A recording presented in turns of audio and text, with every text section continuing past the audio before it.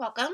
We are Social Action and Integrative Learning, Mason Center for Community Engagement, and this is the Active Citizen Continuum through the lens of anti-racism. In SAIL, we work to connect students, faculty, and staff with opportunities in the community. Our mission is to foster integrative, innovative, and experiential learning opportunities that educate and activate towards a more equitable, just, nonviolent, and sustainable world. We do this by partnering with people, organizations, and communities to increase collaborators' capacity for community driven social change and to develop and enact creative solutions to complex shared problems. We believe strongly that in order to engage in social change, community needs to be at the heart of what we do. We believe we need to work together with our community rather than asserting our own values or assumptions. This requires truly listening, engaging, and opening ourselves up to a potentially different reality than what we are used to. In SAIL, we believe that everyone has something to offer, the unique talents, gifts, and skills to work together towards positive social change.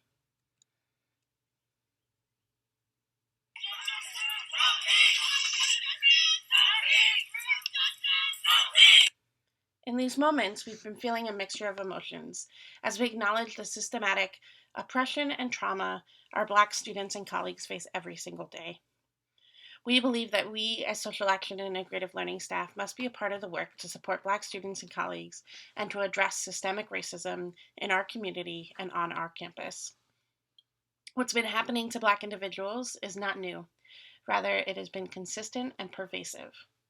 However, what we're seeing now is a nation rising to speak out. We're so happy to see so many using their voice and are grateful to see this conversation is happening all across the country and the globe. But we still have a lot of work to do. This is just the beginning of what we hope can be an historic revolution. Social change isn't easy, it's not clean, it's not tidy, and it involves communities working together towards finding solutions and addressing issues, concerns, or dismantling oppressive laws, norms, and policies. We felt your urgency and your desire to contribute, to advocate, and also to learn more about how we can work together towards social change. So many of the students we work with are powerful voices in organizing and standing up for what they believe in. We wanted to share a model with you that we hope can help as you move forward to becoming a stronger and more informed activist, community builder, ally, and active citizen. In SAIL, we utilize this tool called the Active Citizen Continuum. It's developed by Breakaway, the National Alternative Break Organization. And what this does, it allows us to think and provide language to describe an individual's transition from member to active citizen. Another way to think of this is from kind of mere existence or being more uninformed to being a part of community-driven solutions around social justice and social issues. It's important to note that in this context, citizenship is not used as a way of identifying status in a specific country, but rather active citizens are individuals who see the world through the lens of community. They prioritize the community in their values and their life choices, and they take action on issues that matter to them. Anyone can use this model as a guide as they expand their commitment to the community. This model and the SAIL staff want to encourage individuals to be able to live out their values. We recognize that this happens through our actions, the way we spend our money, our resources, how we treat others, how we vote if we're able, how much time we take to learn and educate ourselves to go deeper, and our commitment. This goes beyond social media and even speaking out through protests, but rather how can we integrate these values and commitments into our everyday lives? We wanted to take some time to highlight with you how you can utilize this model in working towards becoming a more anti-racist active citizen around racial justice. As we go through this, we'll share some resources and ways to get involved that can help you move from each stage of the continuum to the next. We'll heavily utilize resources that you see here, and we'll share all of our resources on our SAIL website. We hope this will be helpful as we all look to become an active citizen.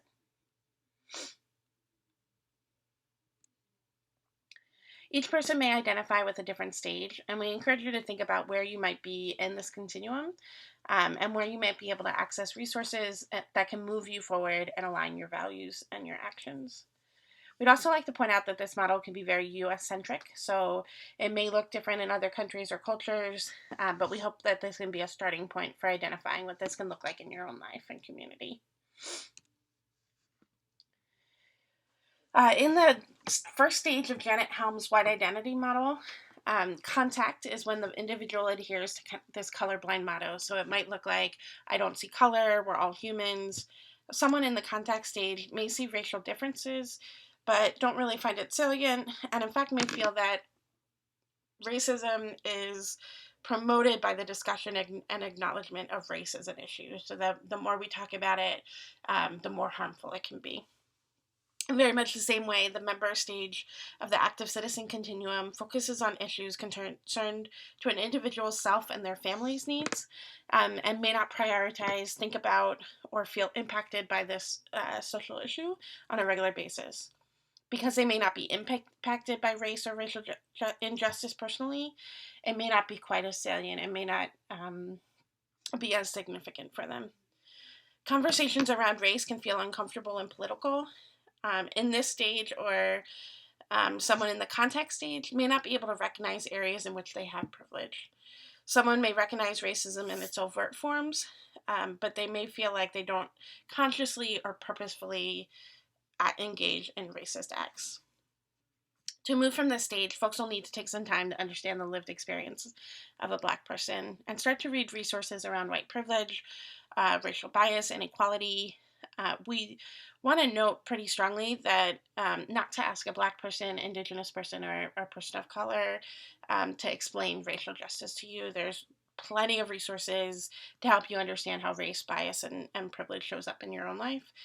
We encourage you to take some time, understand your own identity, and read through the work that so many individuals and have created and produced and put the time and energy into. Here are some potential resources and ways to get involved. In particular, this document around unpacking the invisible knapsack gives a lot of clarity to some of the privileges we may face that we don't always realize.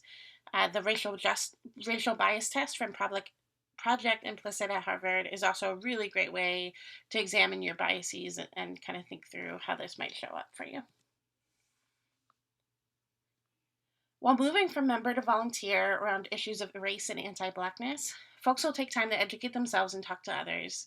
This stage can be challenging as these realizations can uncover beliefs and that go against what an individual has always known or experienced themselves. An important thing to acknowledge about white privilege, but also social change, is that these structures of racism, of sexism, and homophobia are integrated into our laws, our norms, and our policies. So it's very structural. To be in a position of privilege or power means that you may not fully realize how you've been benefiting from these systems. This reality, as well as being confronted with something that something different than what you may have always known, it's hard, it's uncomfortable, but it's absolutely critical in moving forward towards social change. In the active citizen continuum, we often share that the more you learn, the more you realize just how much you don't know. It can feel overwhelming, but we encourage you to take the time to reflect and engage. For the volunteer stage of the active citizen continuum, this stage is characterized by being well-intentioned but not well-educated around social issues. It may be believing in racial equality, but seeing or leaving the role of diversity work to be the work of people of color. For example, it could be relying on an office, such as a diversity office, to address all diversity concerns across a campus or an organization without really integrating diversity initiatives or thinking about how we hire, how we support diversity across campus to really address racial inequality. Another way of looking at this is when we sail, engage within our local community, we're always very aware of the harm or danger of good intentions. This can look like asserting your values or beliefs on a community that you're visiting without really taking the time to understand their culture and values. It can look like the white savior complex of, if you've heard of that, of like really coming in to save the day, which minimizes the role and the impact and the what the community already has to offer. An example of this is Perhaps when a student organization decides to host a t-shirt drive. For a local organization, they'll be really thoughtful in reaching out to tons of folks across campus, collecting thousands of t-shirt donations. But when they go to bring these resources to an organization, they get turned away, being told that the organization has plenty of clothing, plenty of t-shirts, but what they really need is money or shoes or diapers or something like that. This group may have had the best of intentions, but if they don't ask what the community needs, they can collect these donations and resources that the organization can't use, but can actually become quite burdensome.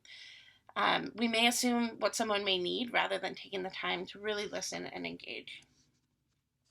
For a really powerful video about the impact of good intentions and how they can go wrong, watch the CBS Sunday morning broadcast around disaster relief donations that don't bring relief. The disaster relief, I think, is something that many of us can really connect to. And this is a powerful video talking about how good intentions can go wrong. Here's just a really brief clip of something that you might hear. Is that these people have lost everything, so they must need everything. So people send everything. Any donation is crazy if it's not needed. People have donated prom gowns and wigs and tiger costumes and pumpkins and frostbite cream to Rwanda and used tea bags, because you can always get another cup of tea. As you find yourself in this volunteer stage, take some time to begin having these difficult conversations with friends and family about racism and inequality. Find a way to support anti-racism. So this might be attending a training, joining an allies group, or participating in a protest. Start to think about how you might use your privilege to support anti-racist work. Here are some other resources that can help you to kind of go to another level of understanding. The conscientious citizen stage of the active citizen continuum focuses on digging deeper into social issues to discover those root causes. It's asking questions like, why does racism exist? Why is police brutality targeted against Black people? How does the history of how our country was formed impact the structures and systems that perpetuate oppression? This stage recognizes that we can't just put a band-aid on a social issue, that changing one law or one policy or convicting one police officer, it's just not enough.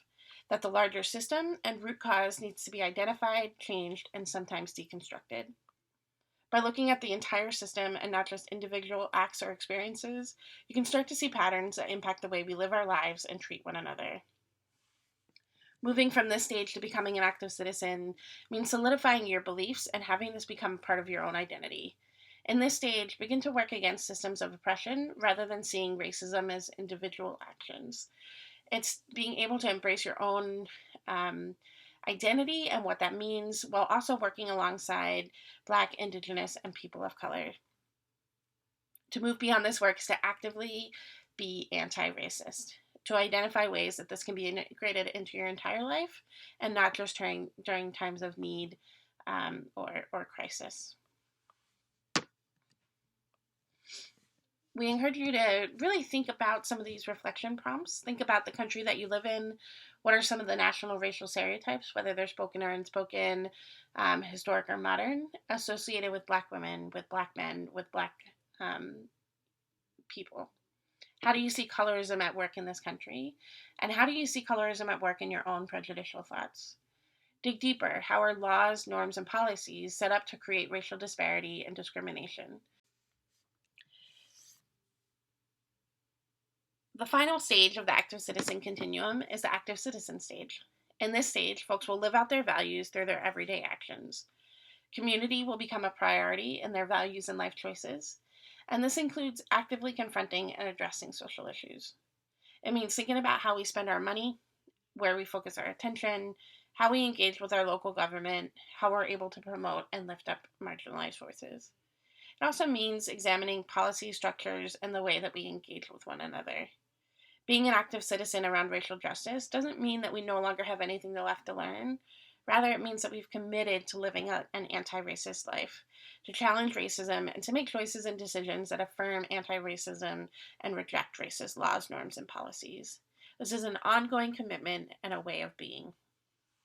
It's critical to point out that no social issue stands on its own, and that intersectionality plays a role in how we enact social change. To focus only on one identity may minimize other identities such as gender, sexual orientation, or class. Intersectionality takes into account people's overlapping identities and experiences in order to understand the complexity of prejudices they face. In the same vein, social issues can be interconnected and create impact and complexity.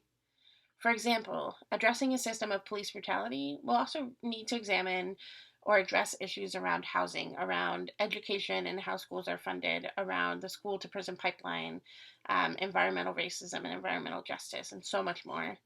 It's looking at the larger picture and system rather than one particular issue. For those of you that identify as active citizens, we encourage you to think about how you engage, how you're able to step in the way of racism when possible, and that you've done the work to recognize your own identity so you can be effectively anti racist. That you recognize that growth is continual and you might need to revisit some of these previous stages. An important point to remember as well is that community organization is fundamentally a grassroots process. It's not about an outside expert coming in telling a community what it should work on. Instead, it's about community members getting excited about something and using that energy to create change. In short, community organization is all about empowering people to improve their lives however that might best be done. The so called iron rule of organizing is never do for people what they can do for themselves. Building coalitions and encouraging community organizations and advocacy groups to come together can strengthen and promote a more sustainable approach and build a higher capacity for the work. Many social movements struggle to be sustained due to burnout, lack of leadership, or lack of congruence among community organizations. Bringing together these organizations and creating a shared vision, it's critical. We also encourage you to join your state and local government in addressing issues in your own community. One of the best ways you can become involved is visiting your town councils, taking time to understand social issues affecting you and your neighbors. This can help you to see how some of these larger social policies are being managed in your own community. And another way to stay engaged is for those that are able to take time to understand local, state, and national issues and to vote, not just in the presidential election, but in local and state elections as well. This is a long and arduous process, but through collective action and community organizing, we can make a difference. We also wanted to share with you some organizations that are already doing this work that you can engage with and to further your work both nationally and domestically here in Northern Virginia. These are just some options, but do some work to find organizations whose missions line up with yours. These are many that are doing extraordinary work. Things like folks like Showing Up for Racial Justice Surge, the Black Youth Project, Northern Virginia Family Services, the Legal Aid Justice Center, tons and tons of organizations that are doing some really impactful work. The beauty and strength of community-based work is that we all inherently have gifts, talents, and strengths that we're able to offer. For some, they may have talents around art or writing or photography. Others may have talents around math, environment, or data collection. All of these talents and so much more are needed, necessary, and valued in community work. Social change cannot and does not happen in isolation. It requires the commitment, the energy, and the collective actions of so many in our society to come together to utilize our unique skills and talents and to work together towards positive social change. We hope that this has been helpful as you consider your own role and identity around the Black Lives Matter movement. We'll be doing a part 2 of this in July around social movements, public policy, and community organizing 101. Please check back to learn more about what works, what doesn't, and what are some of the major roadblocks and successes of social movements and community organizing. Let us work together to make sure that these protests, actions, and the courage of so many are able to be sustained and create lasting social change. We'll be compiling resources on our SAIL website at sail.gmu.edu, and we hope you'll follow us on social media as we share resources and ways to get involved in the community. Please be safe, and thank you.